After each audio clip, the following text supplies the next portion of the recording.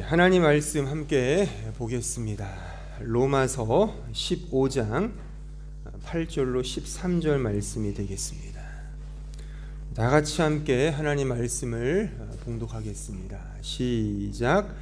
내가 말하노니 그리스도께서 하나님의 진실하심을 위하여 할례의 추종자가 되셨으니 이는 조상들에게 주신 약속들을 견고하게 하시고 이방인들도 그 긍휼하심으로 말미암아 하나님께 영광을 돌리게 하려 하심이라. 기록된 바 그러므로 내가 열방 중에서 주께 감사하고 주의 이름을 찬송하리로다 함과 같으니라.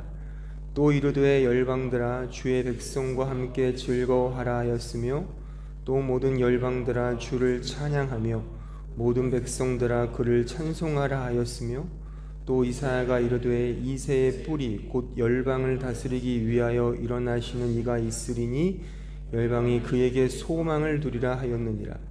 소망의 하나님이 모든 기쁨과 평강을 믿음 안에서 너희에게 충만하게 하사 성령의 능력으로 소망이 넘치게 하시기를 원하노라. 아멘. 그 몇 해 전에 17개국을 상대로 이런 설문조사를 했다고 합니다. 그 질문이 이러합니다.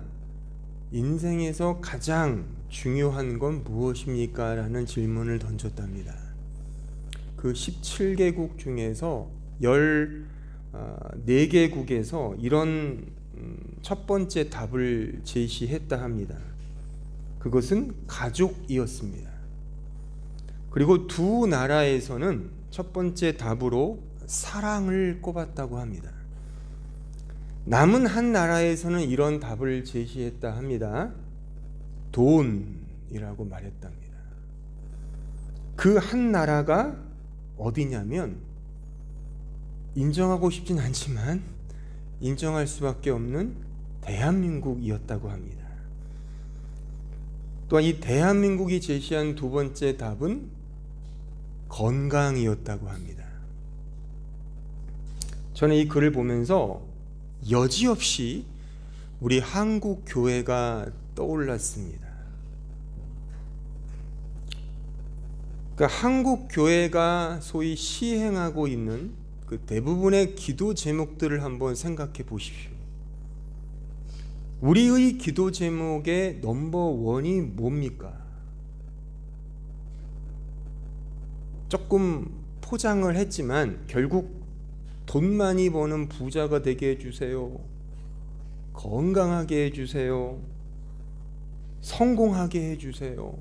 합격하게 해주세요. 직장 취직하게 해주세요. 이런 거죠. 그러니까 지극히 개인주의적이죠. 물론 가정이나 이런 사랑도 사실 개인적이긴 하지만 거기 더자를 붙여야 돼요. 더, more, 더 개인적인 경향이 바로 우리가 태어난, 인정하고 싶지 않지만 우리 대한민국이 아닌가, 특히 대한민국의 한국 교회의 현실이 아닌가라는 생각을 해봅니다.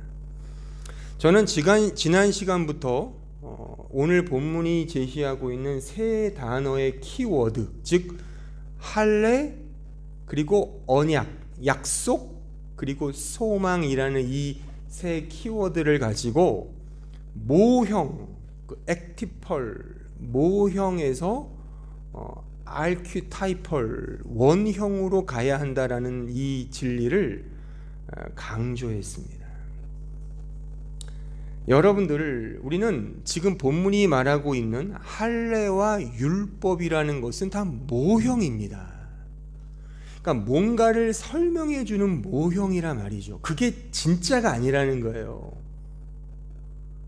그 모형은 결국 그리스도의 진리, 사랑, 은혜, 믿음, 이 원형을 설명하고 있는 모형이라고 하는 사실입니다.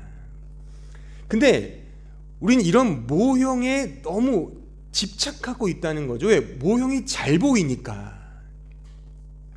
그러니까 저는 이 설교를 하면서 이런 이런 좀 두려움이 생겼어요. 뭐냐면 지금 제가 말하는 이런 원형조차도 모형으로 이해하고 있지는 않은가 이겁니다.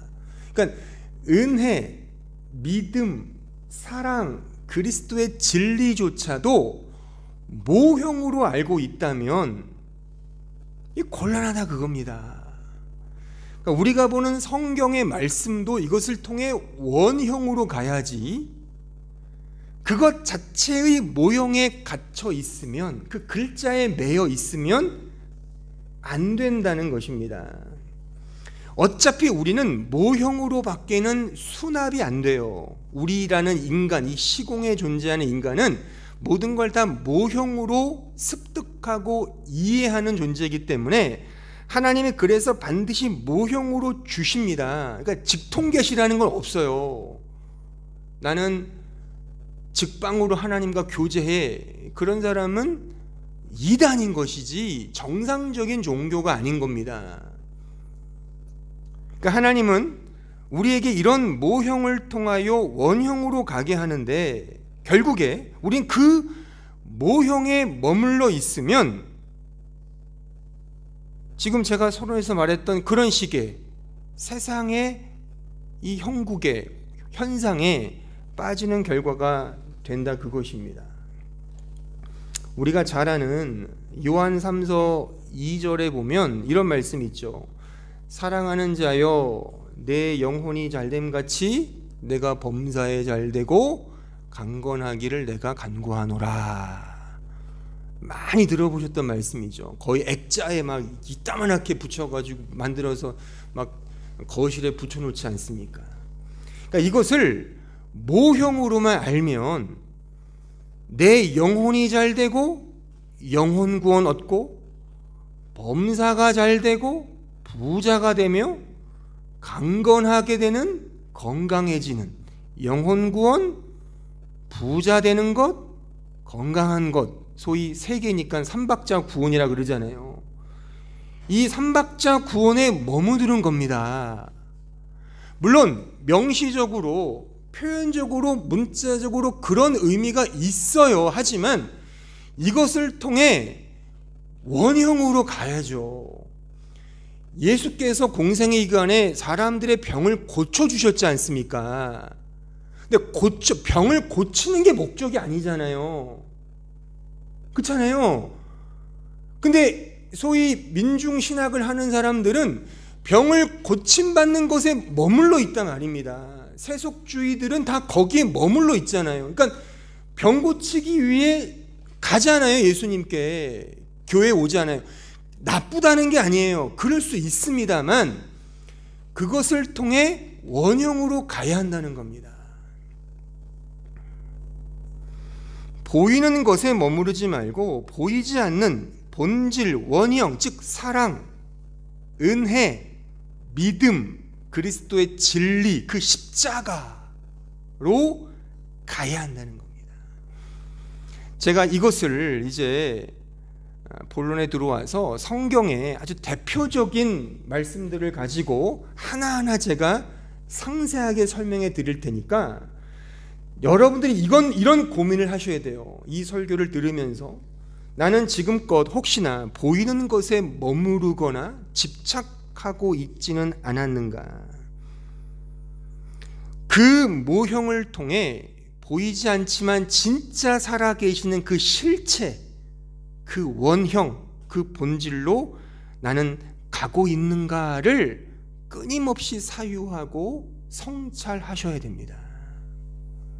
그 누구도 예외가 아닙니다. 여기 앉아 계신 분들, 혹 영상을 보고 있는 지체들이라 하더라도 설교하는 저를 포함 우리 모두가 다 모형에 머무르면 안 되고 원형, 복음, 그 진리로 가야 한다는 사실을, 이 마음을 꼭 마음에 새기시면서 주의 깊게 잘 들으시기를 저는 설교자로서, 여러분들 가르치는 선생으로서 제가 아주 당부를 드리는 겁니다.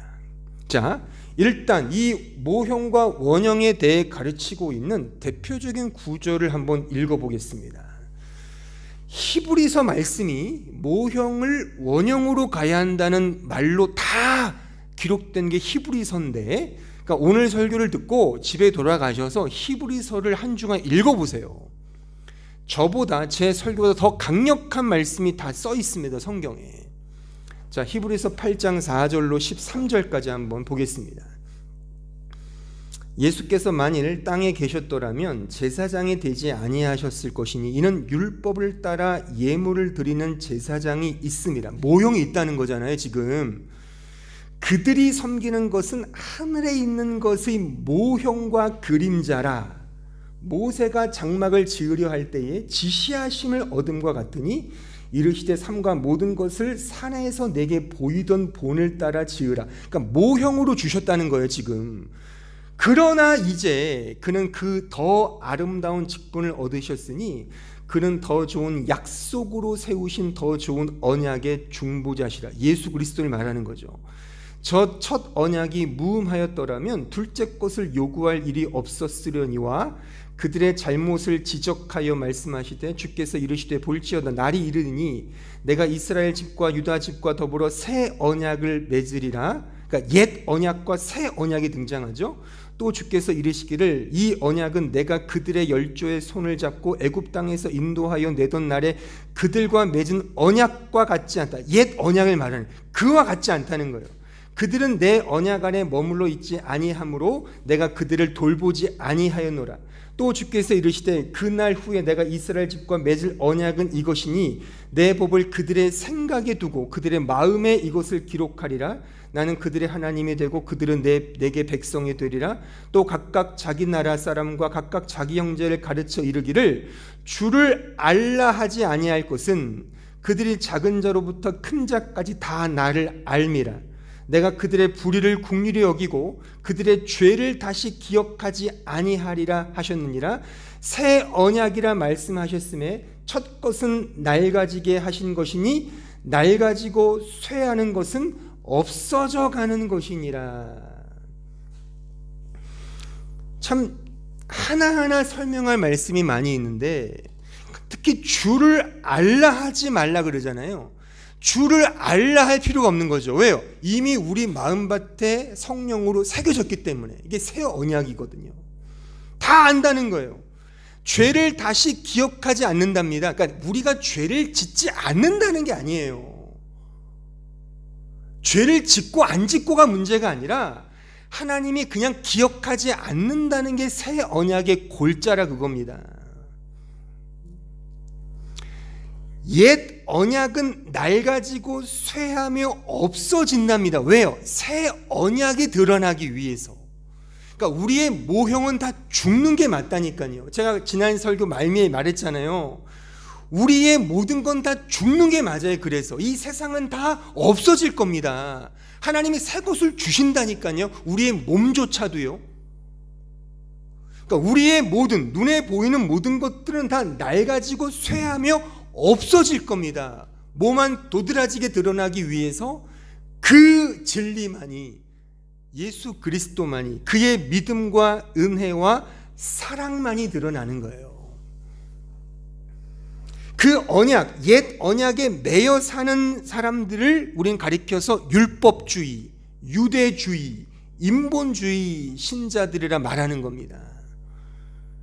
그게 아니라 그런 옛 언약이 필요 없다는 것이 아니라 그것을 통해 새 언약이 되시는 예수님께 가자 그겁니다. 이 부분을 이제 하나하나 제가 설명해 드릴 텐데, 자, 성경의 가장 중요한 구절, 제가 여러 번 말씀드렸죠. 바로 가장 첫 번째 구절이겠죠. 창세기 1장 1절 보세요. 태초에 하나님이 천지를 창조하시니라. 히브리 문법과 헬라어 문법, 성경 원어잖아요. 이 히브리어와 헬라어의 문법적 특징은 가장 중요한 단어, 가장 중요한 문장, 가장 중요한 어떤 이 문맥을 가장 앞에 두는 문법적 특징을 갖고 있습니다. 그래서 성경에서 가장 중요한 걸 꼽자면 이거예요. 이 부분을 히브리어 원어로 제가 말씀을 드리면 이렇게 돼요. 베레시트 바라 엘로힘 에트 하 샤마임 에트하 에레츠입니다. 첫 번째 단어가 베레시트예요. 베레시트. 이거는 태초에로 번역됐는데, 예, 맞아요. 이거는 하나님께서 시간의 창조를 의미하는 거예요. 시간의 창조, 시공의 창조인데 특별히 시간이에요. 왜? 시간이 창조돼야 공간이 따라오니까요. 그러니까 시간이 중요한데, 천지 시작에 바로 이 시간을 창조하시면서 하나님이 당신을 엘로힘이라고 이제 표현을 하시죠. 제가 여러 번 말씀을 드렸지만 이 문장의 주어는 숨겨져 있습니다.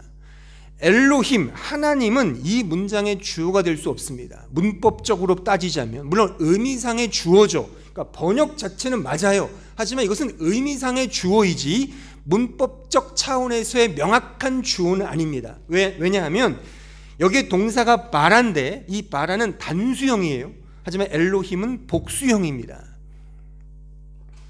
따라서 진짜 주어는 숨겨져 있는 거죠. 그게 원형인 거예요. 말하자면 그 원형이 엘로힘이란 존재로 우리 앞에 드러난 겁니다. 엘로힘, 능력자, 창조주로 말이죠. 그러니까 우리에게 의미가 통해야 되잖아요. 우리에게 맞춰주시는 계시란 말입니다. 우리가 못 알아들으면 계시일 수 없잖아요. 우리가 알아먹도록 엘로힘, 그러니까 엘로힘이란 단어는 기독교에서만 통용되는 단어가 아닙니다. 고대 종교에 엘로힘이 많았어요. 고대 종교에 보면 여기도 엘로힘, 저기도 엘로힘이에요. 엘 자체가 하나님이잖아요. 노엘도 그런 의미잖아요. 하나님이란 말입니다. 그러니까 이 자체는 우리가 알아먹도록 주신 그냥 이름에 불과한 겁니다. 그 이름의 뜻이 뭐예요? 능력자, 창조주. 그러니까 우리 인간은 이분이 하나님이구나, 이분이 창조하셨구나를 아는 거예요. 그걸 통해 이제 나를 인도하시고 나를 이렇게 억어하시며 나의 구원자 되시는 진짜 그 하나님, 즉 야훼 혹은 여호와, 이건 구원자란 뜻이거든요. 그 하나님으로 가는 이 동선이란 말입니다. 그냥 엘로힘에 머물러 있으면 안 되고 이걸 통해 그 창세기 2장에 등장하는 여호와 하나님, 나의 구원주 하나님, 나의 주님, 아도나이, 마이 로드, 그 구원주 하나님으로 가야 하는 형국으로 성경이 이렇게 쭉 기술되어 있다는 사실입니다. 엘로힘, 창조주 하나님에 머물러 있으면 그 자체가 틀렸다는 말이 아니에요. 근데 예수 그리스도를 믿지 않는 사람도요, 창조주 하나님을 인정한다니까요. 저 영국의 이신론자들 창조주 하나님을 믿어요. 이 세상의 존재의 시작을 어떤 신으로 상정한단 말입니다. 왜요? 그냥 있을 수 없잖아요. 이 세상이요. 아무리 골똘히 생각해도 이 세상이 그 원숭이가 진화해 생긴 것 같지 않단 말이에요. 그러니까 신이라는 존재를 상정해요. 하지만 기독교가 말하는, 성경이 말하는 그 구원주 하나님까지 가지 못하죠. 그런 사람들이 태반입니다. 여러분도 혹시 나의 도움을 이루어주는 하나님, 절대자, 능력자 정도로만 알고 있다면 그건 모형에 그친 하나님이라 말입니다. 나에게 돈을 주는 하나님, 건강을 주는 하나님, 우리 가정에게 행복을 주는 하나님, 그런 하나님이 틀렸다는 말은 아닌데 거기에 머물러 있으면 그냥 엘로힘의 하나님이라는 거예요. 엘로힘 자체만이 틀렸다는 게 아니라 그 창조주 하나님을 그냥 나와 상관없는 그냥 능력자, 그 이신론자들이 생각하는 그런 하나님, 그런 창조주, 창조자, 어떤 절대신, 해겔이 말하는 어떤 절대정신, 그런 식의 존재로 이해한다면 나랑은 상관이 없죠. 나의 구원주가 아니잖아요. 원형으로 가지 못하는 겁니다. 우린 이 성경의 첫 절부터, 이 첫 장부터 이런 맥락으로 이해를 해야 하는 겁니다. 그 다음에 창세기에 등장하는 이야기가 두 나무 이야기잖아요. 두 나무가 등장하잖아요. 어떤 나무요? 선악과 나무, 생명나무.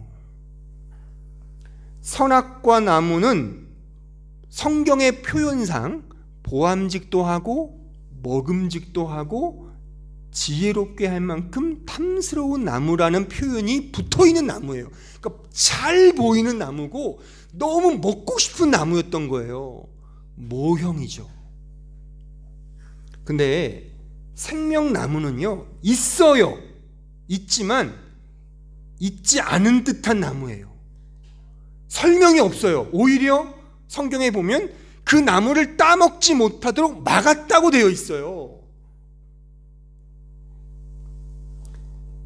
선악과 나무는 모형입니다.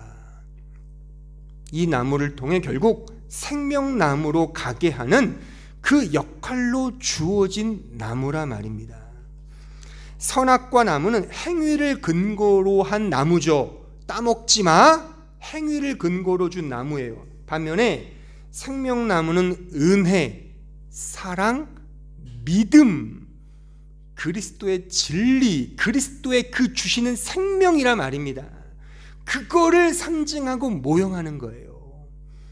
선악과 나무는 그래서 율법의 나무라고도 하는 겁니다. 그러니까 율법은 그 이후에 모세에게 주어진 거지만 사실 이 선악과 나무가 1차적인 율법인 거예요. 그 율법의 나무에 머물러 있으면 안 된다는 겁니다. 그 선악과 나무를 통해 생명나무로 가야 하는 겁니다. 이 부분은 조금 이따가 율법을 설명할 때 더 자세히 제가 설명해 드릴게요. 어쨌든 우리의 신앙이 선악과 나무로 대변되는 율법의 준수 여부에 머물러 있으면 안 된단 말입니다. 그것을 모형하여 원형인 생명나무, 그리스도의 진리로 가야 하는 것입니다. 근데 문제는 생명나무는 보이지가 않아요. 숨어 있단 말입니다. 반면에 선악과 나무는 동산 중앙에 떡하니 있더라 그겁니다. 그러니 우리 모두가 다 율법의 나무, 선악과 나무에 이렇게 매여 사는 거예요. 신앙생활을 오래 할수록 이거는 선한 것, 이거는 악한 걸로 구분 짓잖아요. 그게 보수주의잖아요. 제가 속해 있는 교단이 보수거든요. 늘 이거예요. 이거는 하나님 뜻에 맞는 거, 이거는 나쁜 거, 늘 잠깐만 이렇게 나눠서 하나로 보지 못하게 한단 말이죠. 이건 진정한 의미의 보수도 개혁신학도 아닌 겁니다. 그러니까 제가 지난 연말에 그 종교개혁 기념 세미나 때 청교도를 제가 강의할 때, 그러니까 청교도라는 부분에 제가 아주 좋은 점만 제가 설교를 한 거예요. 그러니까 청교도라는 그 부류들 중에도 매우 아주 그 인본주의적이면서 아주 성깔 고약한 그런 식의 청교도들도 있었단 말입니다. 사람을 막 그냥 쥐잡듯 죽이면서 막 마녀 사냥하면서 막 그냥 싸그리 다 죽여버리는 그런 식의 고약하고 매우 성깔 나쁜 그런 사람들도 있었다니까요, 실제. 그게 무슨 개혁주의고 그것이 무슨 청교도 신학이겠습니까? 그거를 본받아서는 안 되는 거예요. 우리 언제나 원형으로 가요. 그 사랑과 은혜와 믿음으로 가야죠.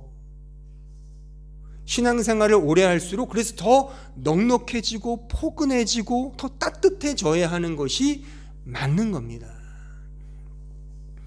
그리고 등장하는 이야기가 우리가 잘 아는 믿음의 조상 아브라함이잖아요.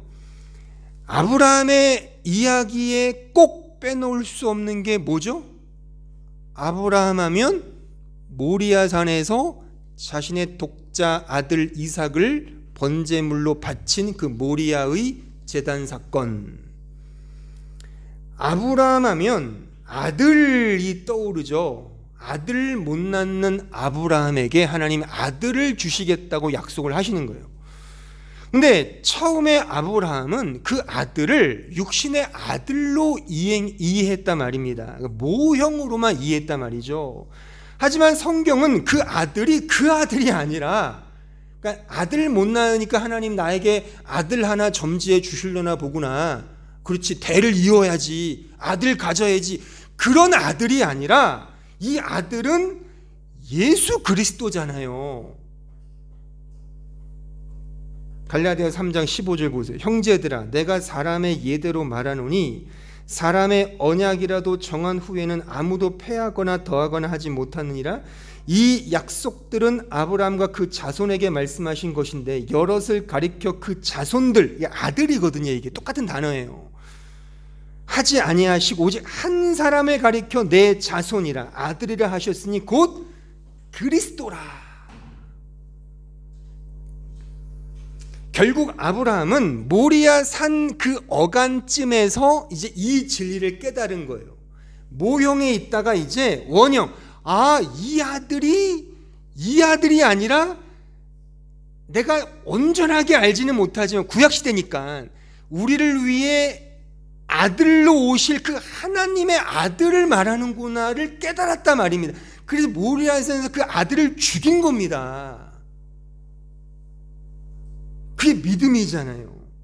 그러니까 모리아산에서 이 은혜의 복음, 믿음을 깨닫기 전에 아브라함은 그 아들을 여전히 모형으로만 알고 있어서 그것을 언제나 은혜로 가지 못하고 자신의 그 어떤 외향적인 준수 여부, 자신의 실력으로만 그 아들을 생산해 내겠다고 몸부림을 쳤잖아요. 예를 들면 그 자신이, 보세요, 여러분 이런 거 이해하셨어요? 성경 보면서 왜 아브라함은 자신의 아내를 누이 동생이라고 2번이나 속이면서 그렇게 공갈을 쳤을까? 거짓말을 했을까? 그게 약간 소인배처럼 자기 아내 뒤에 숨어서 이렇게 약간 좀 이렇게 명분 떨어지게, 이렇게 뭔가 자기 위치 떨어지게 그렇게 자기 아내 그냥 자기 누이라고 속이고 생명 부지하려고 한 게 그런 의도가 아닙니다. 그것은 하나님께서 내가 너에게 아들을 주겠다는 언약을 맺었잖아요. 그는 그걸 알았다니까요. 그것을요, 자기에게 아들을 주겠다는 걸 알았어요. 근데 자신이 죽으면 하나님의 언약이 무색해지지 않습니까? 그러니까 어쨌거나 그 하나님의 언약을 지키기 위해서, 자기 입장에서 지키기 위해서 자기가 실력을 발휘한 게 그런 식의 거짓이었다는 사실인 겁니다. 그러니까 의도 자체는 나쁜 게 아니었어요. 왜냐하면 내가 죽어버리면, 남자가 죽으면 아들 생산을 못 하잖아요. 여자가 죽으면 어차피 당시에는 뭐 여성분들 기분 나쁠지 모르지만 여성들은 죽으면 또 둘째, 셋째, 본초를 얻으면 되니까. 그렇잖아요? 그렇기 때문에 내 생명을 보존하기 위한 소인배의 결단이 아니라 하나님의 약속, 그 언약을 지키기 위한 자신 편에서의 인간적 실력 행사였다는 사실인 겁니다. 그런 차원에서 거짓말을 한 거예요. 자기 아내를 누이라고 속이면서까지. 그러니까 여전히 그 아들을 아들로 이해하지 못한 겁니다. 근데 그가 모리아 산 그 어간에서 이제 깨달은 거예요. 내가 100살에 내 육체가 죽었는데 아들을 주셨는데 이게 내가 낳은 게 아니잖아. 그러니까 분명히 하나님은 이 아들을 통해 나에게 구원을 주시는 여호와로 오시는구나를 알았단 말이에요. 이게 메시아구나, 이게 야훼 구원자 그리스도구나를 깨닫고 기뻐했단 말입니다. 제 말이 아니에요. 성경에 기록되어 있습니다. 요한복음 8장 51절 보세요. 진실로 진실로 너에게 이르노니 사람이 내 말을 지키면 영원히 죽음을 보지 아니하리라. 유대인들이 이르되 지금 내가 귀신 들린 줄을 아노라. 아브라함과 선지자들도 죽었거늘 내 말은 사람이 내 말을 지키면 영원히 죽음을 맛보지 아니하리라 하니 너는 이미 죽은 우리 조상 아브라함보다 크냐? 또 선지자들도 죽었거늘 너는 너를 누구라 하느냐? 예수께서 대답하시되 내가 내게 영광을 돌리면 내 영광이 아무것도 아니거니와 내게 영광을 돌리시는 이는 내 아버지시니 곧 너희가 너희 하나님이라 칭하는 그이시라. 너희는 그를 알지 못하되 나는 아노니 만일 내가 알지 못하다 하면 나도 너희같이 거짓말쟁이가 되리라. 나는 그를 알고 또 그의 말씀을 지키노라. 너희 조상 아브라함은 나의 때 보기를 즐거워하다가 보고 기뻐하였다. 아브라함보다 한참 어린 그 후손 중에 후손인 예수께서 아브라함이 내 때를 보고 즐거워했다. 그러니까 그 누구도 이 말을 이해하지 못했어요. 너는 나이가 30쯤 돼 보이는데 50쯤 되어 보이는데 무슨 네가 아브라함이 너를 봐 그렇게 생각했다니까요. 그러니까 아브라함이 모형으로 시작했지만 원형이신 그리스도를 봤단 말입니다. 여러분들은 진짜 원형이신 예수님을 보십니까? 이 현대 교회가 만들어낸 껍데기의 기독교를 믿고 있지는 않습니까? 이걸 고민하셔야 돼요. 이 부분에서 참 할 말이 너무나 많습니다. 하나님께서 아브라함에게 육신의 아들로 모형으로 보여주셨던 것이 하나의 모형적 접촉점이었어요. 그 접촉점은 아브라함이 나 아들 없는 나에게 아들을 주시겠구나로 이해했단 말이에요. 처음에는 그 접촉점 자체는 나쁜 게 아니에요. 그렇게 접촉된다니까요. 이 은혜라는 것이 우리 모두는 하나님을 직통으로 알지 못하잖아요. 어떤 계기가 필요하다 말입니다. 그 계기가 우리에게 필요한 접촉점이 있단 말이죠. 그 접촉점을 통해서 만나는 건 맞는데 그 접촉점에 머무르지 말자는 겁니다.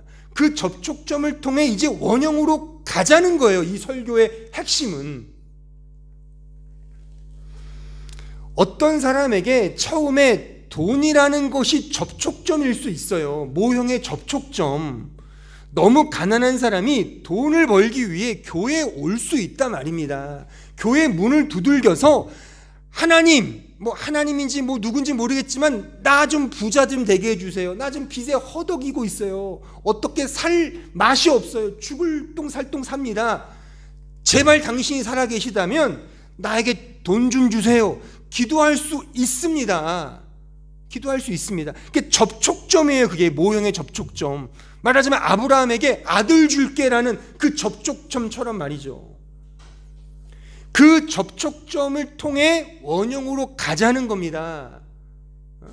돈 때문에 혹 교회의 문을 두들기셨다면 그 자체는 틀린 게 아니에요. 하지만 거기에 머물러서 그냥 여전히 필요할 때마다 돈 주세요, 돈 주세요 가면 안 된다는 것이죠. 어떤 사람에게 건강과 가정의 화목과 행복과 사업의 번영과 학업의 성취 등이 복음의 모형적 접촉점이 될 수 있습니다. 그것 때문에 교회에 나와서 그것 때문에 기도하며 그것 때문에 보이지 않는 믿음으로 향할 수 있습니다. 향하자는 것이지 거기에 머무르지 말자는 겁니다.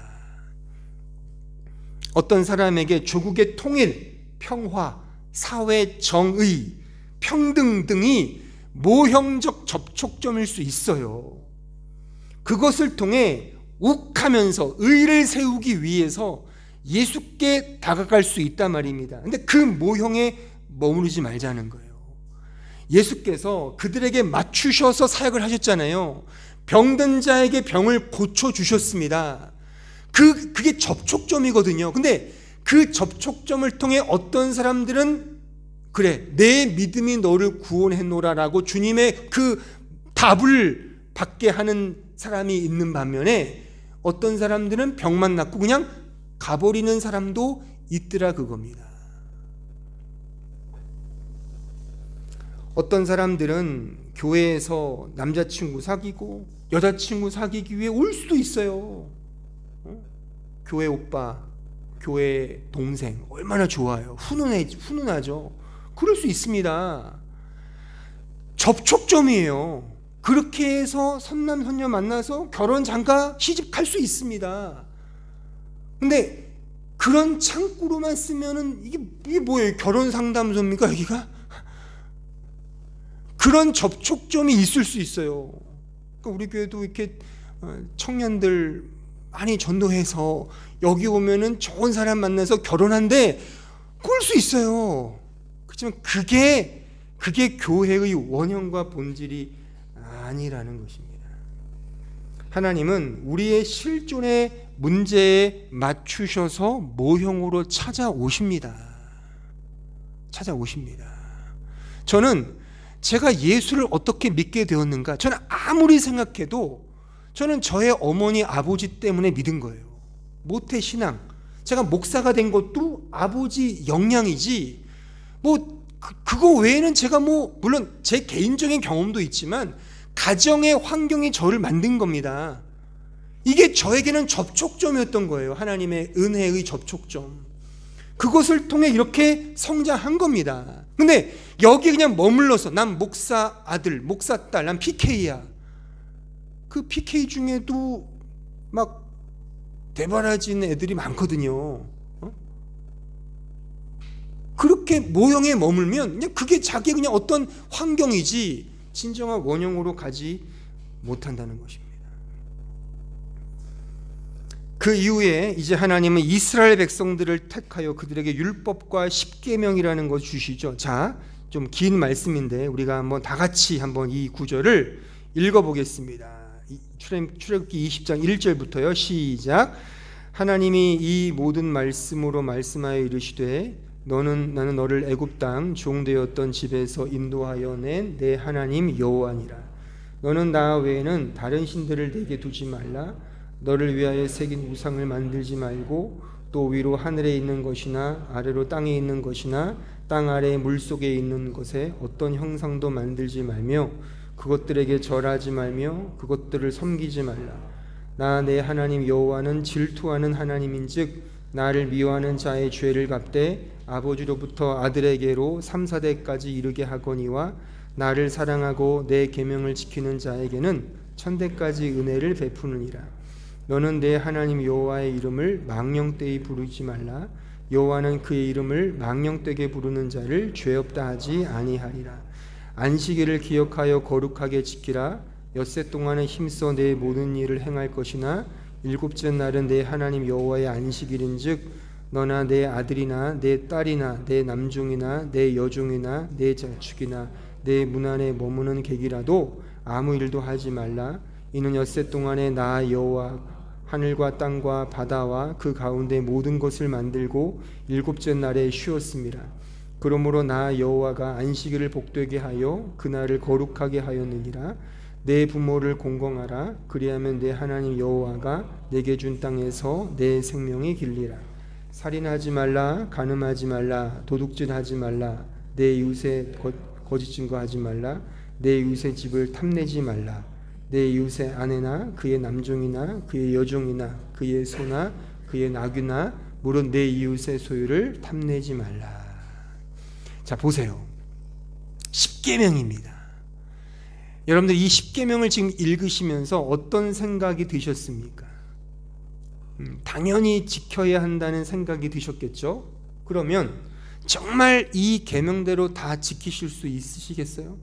정말 100%? 100%? 99% 지켰다고 소용이 없습니다. 99% 지킨 거라고 해도 1% 안 지키면 다 안 지킨 거가 되는 거예요. 이게 율법의 가치거든요. 율법의 명분입니다. 그럴 수 없죠. 이 계명은 지키려고 주신 것이 아니라 그렇게 되면 모형에 집착하게 되는 거라 그겁니다. 이 계명은 말하자면 원형으로 가게 하기 위한 수단이며 도구라는 사실을 꼭 기억을 해야 되는 거예요. 물론 오해하면 안 됩니다. 아무도 이 계명을 100% 지킬 수 없기 때문에 이 계명은 모형이다가 아니라 하나님의 의도 자체가 이건 지키라고 주신 것이 아니라 더 큰 목적, 원형을 주시기 위한 하나의 방편과 도구로 주신 하나의 역사적 이 과정에서 주신 도구인 겁니다. 그럼 그 목적이 뭐예요? 이겁니다. 마태복음 22장 37절 보세요. 예수께서 이르시되 내 마음을 다하고 목숨을 다하고 뜻을 다하여 주 너의 하나님을 사랑하라 하셨으니 이것이 크고 첫째 되는 계명이요 둘째도 그와 같으니 내 이웃을 내 자신같이 사랑하라 하셨으니 이 두 계명이 온 율법과 선지자의 강령이니라. 이겁니다. 이게 목적이에요. 율법, 계명, 십계명의 근본 정신은 바로 사랑, 아가페, 사랑입니다. 그러니까 사랑은 뭡니까? 그러면 사랑은 God is love. 하나님이 사랑이시죠. 요한 1서 4장 7절 보세요. 사랑하는 자들아 우리가 서로 사랑하자. 사랑은 하나님께만 속한 것이니 사랑하는 자마다 하나님으로부터 나서 하나님을 알고 사랑하지 아니하는 자는 하나님을 알지 못하나니 이는 하나님은 사랑이십니다. 하나님의 사랑이 우리에게 이렇게 나타난 바 되었으니 하나님이 자기의 독생자를 세상에 보내심은 그로 말미암아 우리를 살리려 하심이라. 사랑은 여기 있으니 우리가 하나님을 사랑한 것이 아니요 하나님이 우리를 사랑하사 우리 죄를 속하기 위하여 화목제물로 그 아들을 보내셨음이라.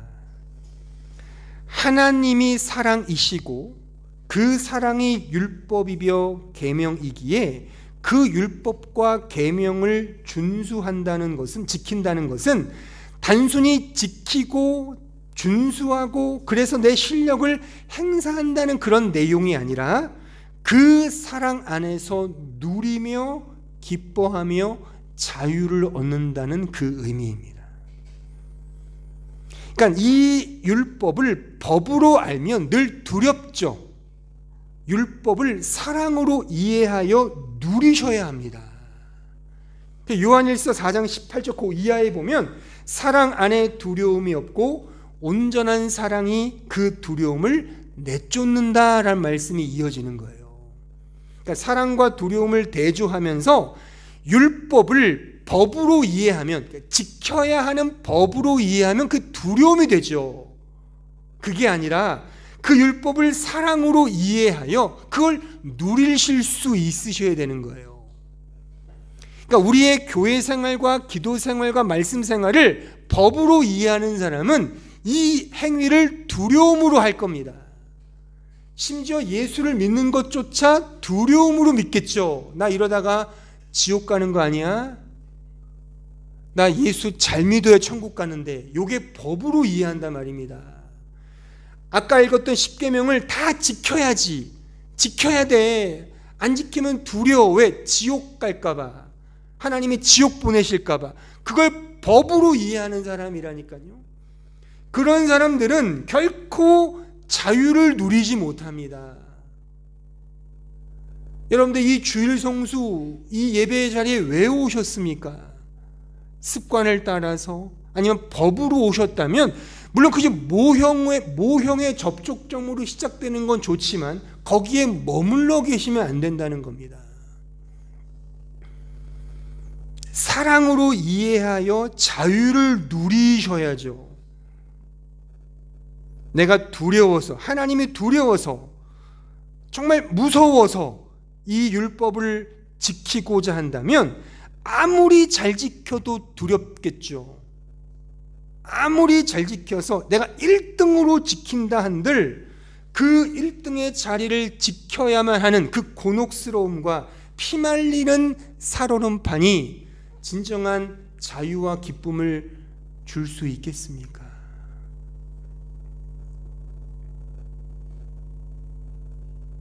그게 아니라는 거죠. 사랑으로 이해할 때 진정한 자유가 나오고 그 자유 속에서 이제 그 받은 바 사랑이 흘러나오게 된단 말이에요. 자연스럽게 말이죠. 이게 서로 사랑하라의 실천적 메시지인 겁니다.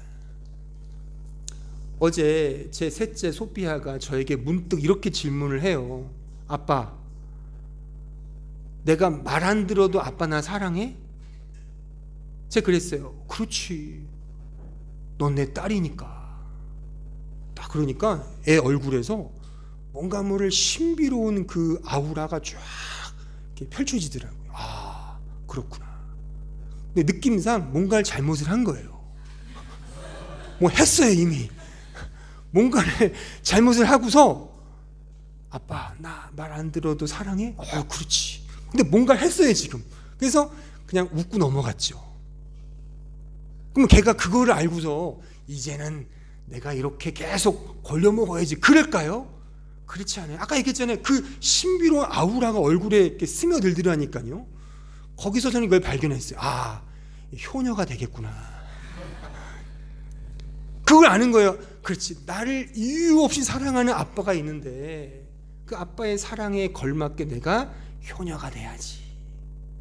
저는 그렇게 읽었어요. 그냥 그게 우리의 사랑받는 거 아닙니까? 솔직히 우리가 하나님이 무서워서 막 예배 빠지면 무서워 막 벌 받을 것 같아.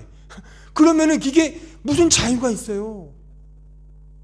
좀 천연덕스럽게 좀 이렇게 좀 배짱을 가지고 하나님을 대하는 것이 진짜 그 사랑을 알 때 나오는 거 아니에요? 그 진짜 사랑을 받은 자가 이제 우리가 이 세상의 사랑을 흘려줄 때 내가 뭐 보상을 기대하며 사랑을 베풀겠습니까? 그 보상을 기대한다는 것 자체가 하나님께 보상을 기대한다는 거죠. 그건 두려움으로 주님을 믿는 거죠.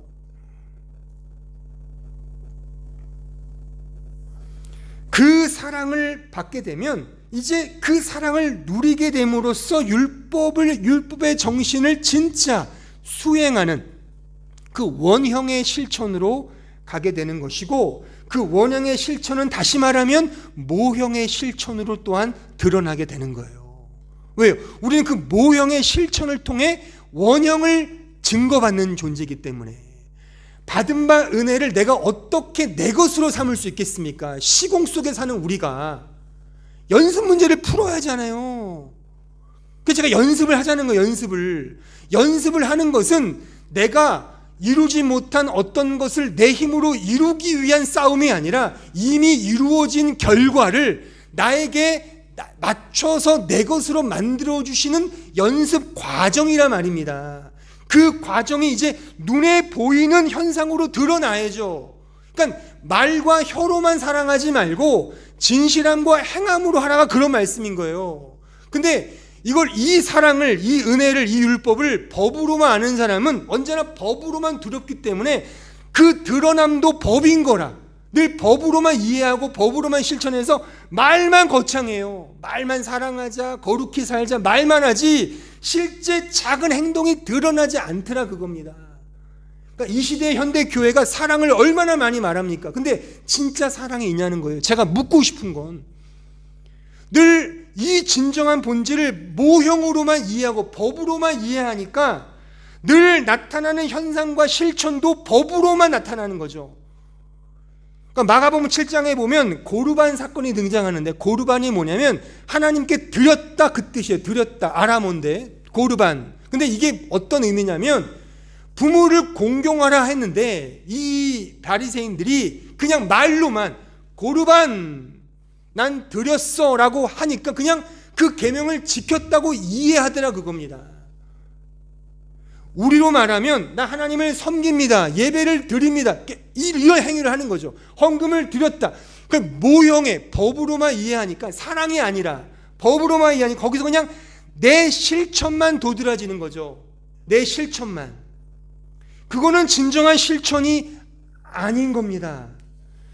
그 원형의 본질을 이해하여 이 율법과 말씀을 사랑으로 이해한 사람은 이제 그 본질적 사랑은 모형적 실천으로 드러나게 돼 있어요. 이것이 눈에 보이지 않는 하나님을 우리가 어떻게 사랑하냐? 그래, 눈에 보이는 형제를 사랑하라라고 말씀을 하는 거예요. 자, 그 이하에 보면 요한일서 4장 20절 보세요. 다 같이 읽겠습니다. 시작. 누구든지 하나님을 사랑하노라 하고 그 형제를 미워하면 이는 거짓말하는 자니 보는 바 그 형제를 사랑하지 아니하는 자는 보지 못하는 바 하나님을 사랑할 수 없느니라. 보세요. 이게 그 뜻입니다. 눈에 보이는 자를 사랑해야 하나님의 사랑을 받는다가 아니라 이걸 조건으로 또 해석을 하더라니까요. 실천 신학자들은 그게 아니라 이미 사랑을 받은 자는 본질을 사랑하니까 그 율법을 은혜로 이해한 사람은 그 사랑을 받았기 때문에 이제 그 받은 그 사랑이 모형적 드러나는 사랑으로 흘러가는 증거로서 갖게 된다는 뜻입니다. 그것은 우리를 위해 맞춰주신 또 다른 은혜죠. 그러니까 사랑을 연습하는 게 사랑을 받은 것의 증거라니까요. 이걸 뒤집어 말하면 내가 하나님의 사랑을 받았느냐를 스스로 점검하는 것은 내가 작은 자를 지금 품고 있는가를 보시면 정확합니다. 그런 거 없이 말로만 사랑, 사랑, 사랑, 고르반 건 뭐가 다릅니까? 그거는 사랑도 아니고 실천도 아니라는 겁니다.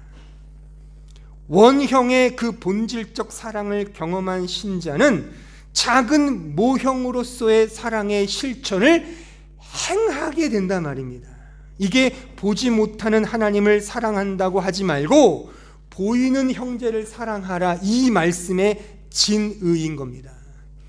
이거는 우리가 많이 헷갈려하는 주기도문, 우리가 우리에게 죄 지은 자를 사하여 준 것 같이 우리 죄를 사하여 주옵소서와 맥락이 일치해요. 이것은 내가 누군가를 용서하는 것을 조건과 근거로 삼아 용서해 주소서라가 아닙니다. 조건과 근거와 원인이 아니라 이미 이 기도는 하늘에 계신 우리 아버지라고 부르는 신자만이 하는 기도라니까요. 이미 하나님의 은혜와 사랑과 용서를 입은 자가 하는 기도입니다. 그런 자가 하늘의 용서를 받았는데 그 하늘의 용서를 어떻게 이해하겠습니까? 우리 편에서 내가 용서를 해야 된다니까요. 그렇잖아요. 그 하늘의 용서를 내가 이제 실천이라는 것, 이 시공 속에서의 그 용서를 펼침으로써 난 용서받은 게 맞구나를 내가 이제 깨닫는단 말이죠. 그게 조건이 아니라 우리에게 맞춰서 이게 진짜 용서받은 거야, 알겠니? 그럼 너도 용서해봐. 용서가 힘들잖아요. 그러니까 내가 용서받은 게 큰 거구나를 연습하라고 주신 그 은혜의 결과인 것이지 원인과 조건이 아닌 겁니다. 하지만 우리는 이 용서조차도 우리가 함으로써 이게 내 몸으로 시공 속에서 행함으로써 그 용서와 사랑을 내 것으로 만드는 거잖아요. 이해를 하시겠습니까? 그러니까 제가 예를 들면 제가 이런 예를 한번 드린 것 같은데 선생님이 어떤 설명을 하면 이제 학생들은 뭐 해야 돼요? 미분, 적분, 인수분해 이렇게 원리를 배웠어요. 뭐 해야 돼 이제? 뭐 해요 학교에서? 자, 이거 알았지? 자, 이제 연습 문제 풀어봐 하잖아요. 선생님들 뒷짐 좀 다니면서 이거는 틀렸어 막 이렇게 구박하면서 연습 문제를 풀면서 그 배운 게 내 걸로 만드는 거죠. 요런 이치인 겁니다. 아주 쉽게 말하면 전적으로 맞는 건 아니겠지만 그래도 그러니까 연습하는 겁니다. 그 원형의 본질을 깨닫고 그 사랑을 깨달으면, 그러니까 말씀을 통해 사랑을 깨달으면 그 사랑을 이제 우리 편에서의 시공 속의 모형적 실천으로 하나하나 드러내는 것이 이제 그것이 증거로서 우리에게 드러나는 겁니다. 우리의 실천은 그래서 모형으로 반드시 드러나야 돼요. 말만 사랑하자가 아니라 한 걸음 한 걸음 그 증거들이 모형 속에서 드러나는 거예요. 그래서 진짜 원형의 복음을 깨달은 사람은 진짜 실천하며 진짜 그렇게 사랑하며 살게 되는 것입니다. 자, 마지막 갈라디아서 5장 2절 보세요. 보라, 나 바울은 너에게 말하노니 너희가 만일 할례를 받으면 그리스도께서 너희에게 아무 유익이 없으리라. 그러니까 할례가 뭐예요? 예수님을 가리키는 모형이란 말이에요. 이것도 그렇잖아요. 내가 할례를 받는 각 사람에게 다시 증언하노니 그는 율법 전체를 행할 의무를 가진 자라. 보세요. 너가 율법 할례만 모형에 머무르면 너는 다 지켜야 돼. 100%. 다 지킬 수 있어? 그 의무 지킬 수 있어? 그 얘기예요. 저는 똑같이 물을게요.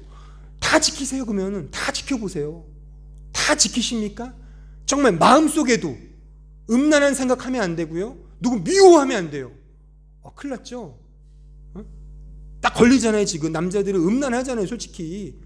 그러니까 여자들도 그렇죠. 이렇게 아이돌 스타 좋아하면 안 돼요. 그 좋아하는 것 자체가 음란한 거잖아요. 따지고 보면 거기서 멈춥니까? 그 이상 가잖아요. 우리는 사실 우리 생각의 폭을 우리가 어떻게 막습니까? 다 음란하잖아요. 다 미워하잖아요. 사랑하지 않는 거예요. 그건 다 못 지켜요. 우리는 죽었다 깨나도. 그러니까 이걸 말하는 거예요. 이 사도 바울은 그걸 뒤집어 말하는 거예요. 다 지켜봐. 그러니까 율법 안에서 의롭다함을 얻으려 하는 너희는 그리스도께서 끊어진다 이거죠. 끊어지고 은혜에서 떨어진 자다. 명확하지 않습니까? 근데 왜 자꾸만 행위, 뭘 해야 됩니까? 이런 걸 왜 말하냐고요.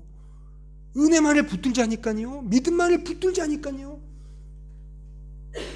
물론 그 모형이 필요하죠. 그 모형으로 이 받은 바 은혜를 하나하나 증거로 내가 삼는 거예요. 연습해서.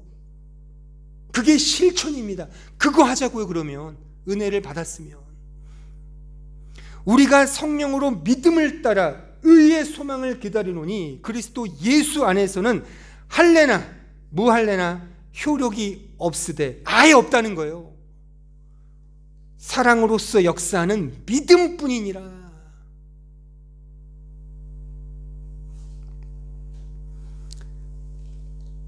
여러분들이 갖고 있는 그 모형을 허물어야 합니다. 제가 이 얘기는 다음 주에 제가 자세히 또 설명해 드릴 텐데, 여러분들에게 있는 그 모형의 내용이 뭡니까? 그 모형에 안주하시면 안 됩니다. 여러분들이 제 아무리 수십 년 믿음 생활했던 그 역사조차도 부인하실 수 있으셔야 돼요. 그런 우리에게 주신 그 은혜의 역사를 제가 이렇게 간과하거나 무시하자는 게 아니라 그것이 나의 올무가 될 수 있다니까요. 그러니까 참 재밌어요. 제가 다음 주에 이 얘기는 더 자세히 설명해 드릴 텐데, 똑같이 예수님을 만났고 똑같이 예수의 말씀을 들었는데 어떤 사람은 예수 때문에 해방이 되고 어떤 사람은 예수가 올무가 되더라 그겁니다. 재밌죠? 어떤 사람은 그 예수님이 나의 모퉁이 돌이 되셨는데, 나를 세우는 모퉁이 돌이 됐는데 어떤 자들에게는 거치는 돌이 되었다 그거예요. 대표적으로 유대인들과 바리새인들과 당시 종교 지도자들, 예수를, 그러니까 하나님을 알고 엘로힘 하나님을 믿고 있던 다 종교인들은 예수를 죽였어요. 예수를 죽였단 말입니다. 예수가 거치는 돌이 되었죠. 하지만 진짜 자기 자신이 하나님 앞에 죄인이고 아파하르고 헤벨이고 먼지와 똥이며 아무것도 아닌 입김이라는 사실을 안 사람들은 그 예수가 모퉁이 돌이 되어 은혜와 믿음, 그 원형으로 가더라 그겁니다. 제가 매 주일 전하는 이 복음의 메시지는 성경을 많이 알고 탁월한 지적인 능력이 있어야지만 깨닫는 게 아닙니다. 그냥 성경 구절 하나를 가지고 이 원형의 복음을 알면 그게 복음을 아는 겁니다. 반면에 성경을 줄줄줄 외우고 많은 것들을 알아도 그 안에서 원형으로 가지 못하고 믿음으로 가지 못하고 은혜로 가지 못하고 그리스도의 십자가를 붙들지 못하면 그것은 다 모형에 머물고 있는 거치는 돌을 붙들고 있는 꼴이 된다 그겁니다. 여러분들은 어떠하십니까? 우리 모두 이 말씀을 통해 이 진리를 확인하여 오직 믿음으로만 모형에 머무르지 말고 원형 되신 예수 그리스도만을 더 믿음으로 바라보며 그 소망의 하나님만을 추구하는 우리 믿음의 종들이 다 되길 주님의 이름으로 축원합니다. 기도하겠습니다. 은혜로우신 주님, 우리는 과연 어떤 믿음 생활을 하고 있습니까? 오늘 배운 대로 우리는 모형에 머무르는 자가 한 사람도 되지 말고 이 말씀과 진리를 통하여 원형 되신 그 예수 그리스도의 진리, 그 사랑, 그 은혜로 나아가는 주의 백성들을 되게 하시고 진짜 그 본질인 사랑, 그 아가페 사랑을 진짜 경험하여 그 사랑을 이제 우리의 구체적인 실천의 모형 속에서 하나하나 펼치며 흘려주는 그러한 삶 살게 하옵소서. 예수님의 이름으로 기도하옵나이다.